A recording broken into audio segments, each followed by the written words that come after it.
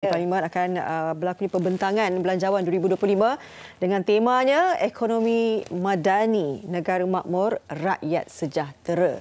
Okey, kalau kita lihat mungkin dalam kalangan rakyat sendiri kan ada ramalan dan jangkaannya, begitu juga dengan penganalisis ekonomi. Saya nak bacakan yang berkaitan yang saya rasa kira penting untuk kita amati. Anggaran saiz belanjawan dijangka meningkat 2.5% kepada 403.5 bilion ringgit, terutama disebabkan pelarasan gaji penjawat awam, dan satu lagi, rasionalisasi subsidi termasuk bahan api dijangka diperluaskan. Itu kata pakar ekonomi. Dan di Harian Metro juga dikongsikan di muka surat 26, ini berkenaan dengan pemansuhan subsidi telur 10 sen mampu jimat 100 juta ringgit sebulan bersama dengan 1.2 bilion kalau setahun. Ini telur ya.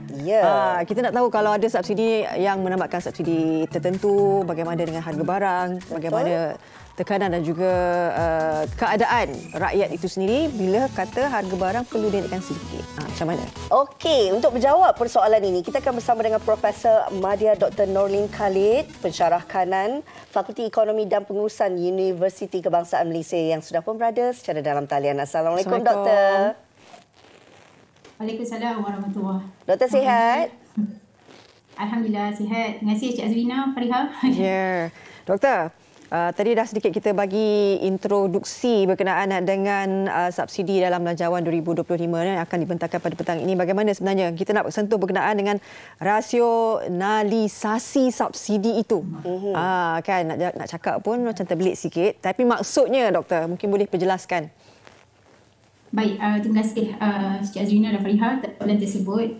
Sebelum saya menjawab apa maksud rasionalisasi subsidi, saya jelaskan dulu apa maksud subsidi. Jadi subsidi ialah bantuan kewangan yang disediakan oleh kerajaan kepada rakyat untuk kita kawal harga barang bagi beberapa barang dan keperluan yang asas lah. Dan rasionalisasi subsidi itu pula merujuk kepada proses untuk menyusun semula pemberian subsidi oleh kerajaan supaya dia lebih berkesan, cekap dan disasarkan kepada golongan yang benar-benar memerlukan. Jadi ini maksud subsidi itu bukanlah dihapuskan, tetapi subsidi itu akan dialihkan daripada sistem subsidi berpukal yang mana semua orang akan dapat, tetapi kepada sistem yang lebih bersasar, lazimnya untuk membantu golongan M40, B40 yang berpendapatan sederhana atau rendah tadilah, supaya tidak berlaku ketirisan ataupun dalam pengagihan subsidi tadi. Jadi bermaksud bila berlakunya rasionalisasi subsidi, harga barang akan diapungkan dan ditentukan oleh kuasa permintaan dan penawaran. Right. Okey, itu secara dasarnya kita faham tentang maksud rasionalisasi ini, Doktor. Kalau kita lihat, ia sebenarnya sudah pun dilaksanakan oleh kerajaan pada Jun yang lalu tentang pemberian subsidi diesel, pemberian secara bersasar ini. Bagaimana mungkin Doktor boleh kupas sedikit tentang perkembangannya dan juga mungkin dia dapat memberi impak bagi pembentangan Belanjawan 2025 nanti? Ya, isu subsidinya sebenarnya dah berpuluh tahun dah kita bincangkan dan mungkin dalam keadaan fiskal kita sekarang yang mana pendekatan subsidi pukal tu bukan lagi sesuai untuk kita laksanakan. Contohnya macam subsidi ke atas bahan api, petrol, diesel dan elektrik yang mana semua golongan termasuklah golongan yang berpendapatan tinggi tadi dapat. Dan kalau kita lihat secara logiknya, kumpulan B40 ataupun berpendapatan rendah tadi rata-ratanya menaiki motor ataupun kenderaan yang bersisi rendah. Betul. Yang hanya menggunakan subsidi dengan jumlah yang sedikit berbanding dengan kumpulan T20 yang menggunakan kenderaan yang bersisi tinggi seperti bil fire misalnya akan mendapat lebih banyak subsidi ke atas bahan api tersebut. Jadi, adakah wajar ia dilaksanakan? Jawapan saya ya, kerana subsidi pukal tadi akan cenderung memanfaatkan golongan yang tidak memerlukan seperti T20 yang akhirnya menyebabkan ketirisan dalam pemberian subsidi. Jadi antara punca utama kenapa? Sebab kita punya kedudukan fiskal kerajaan telah membelanjakan lebih kurang 223 bilion ataupun 8.9% daripada keseluruhan perbelanjaan mengurus dalam tempoh 10 tahun iaitu 2012 hingga 2022 untuk subsidi, dan ini akan menyebabkan risiko dari segi kemampanan fiskal dalam jangka masa panjang.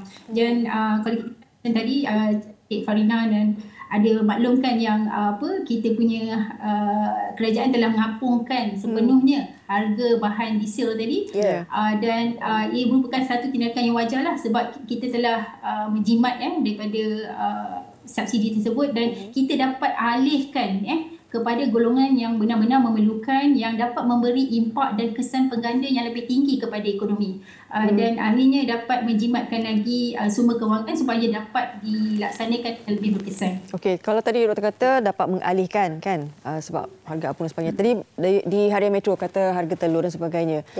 Adakah ini akan memberi impak kepada kenaikan harga barang? Bagaimana untuk kos sara hidup masyarakat khususnya? Sebab kita tahu sekarang ni pun ramai yang telah bersuara kata dengan tekanan ekonominya, tekanan kos sara hidupnya, kan? Betul. Ya, tidak dapat dinafikan sebenarnya bila kita laksanakan rasionalisasi subsidi tadi, sekaligus ia akan memberi impak kepada harga barang dan perkhidmatan, dan ditunjukkan oleh kadar inflasi kita lah. Tetapi kalau kita lihat contohnya macam wajaran dalam indeks harga pengguna tadi, bakul dia, wajaran bagi elektrik, gas dan bahan api adalah sekitar 21.4% ataupun 1/4 lah daripada bakul keseluruhan indeks harga pengguna, manakala pengangkutan adalah sekitar 16%. Jadi sekiranya berlaku rasionalisasi subsidi tadi, sudah pasti dia akan menyebabkan sedikit sebanyak inflasi akan meningkat. Tetapi kita kena faham yang ini mungkin akan meningkatkan sedikit kos dalam jangka masa pendek, dan kebergantungan secara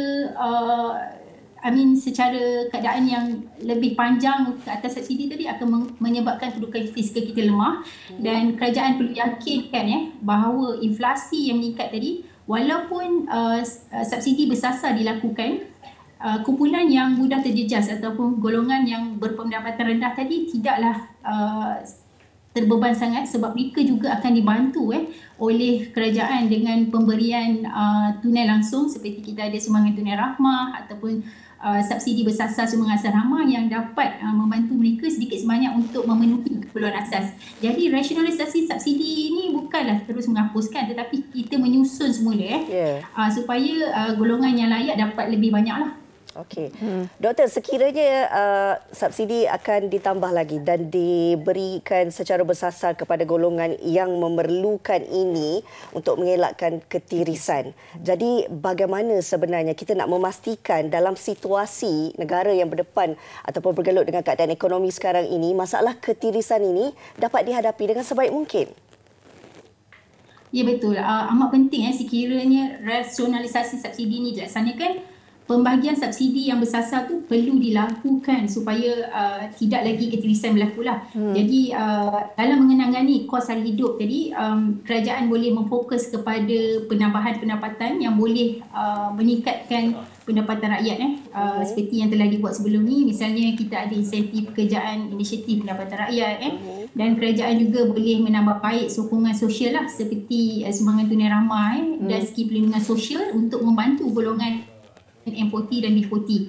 Jadi bagi mengelakkan ketirisan, bagaimana caranya? Kita kena pastikan sistem pengagihan subsidi itu lebih telus dan berasaskan data. Contohnya adanya penggunaan teknologi seperti pengkalan data utama padu yang telah dibangunkan, boleh menilai sama ada penerima subsidi itu layak ataupun tidak, dan penguasaan yang lebih ketat terhadap penyelewengan subsidi juga perlu kita laksanakan bagi memastikan hanya mereka yang layak saja dapat bantuan. Jadi saya percaya dalam belanjawan 2025 nanti akan tambah baik kerangka ekonomi yang lebih bersasar dan strategik untuk pastikan yang golongan yang selayaknya untuk dapat subsidi tersebut.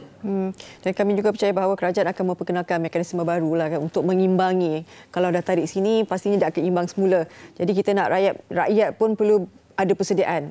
Jadi mungkin pendapat doktor sendiri, persediaan yang perlu dilakukan oleh rakyat sendiri, khususnya kepada golongan T20 dan juga M40 kan, dalam kita menanti belanjawan 2025.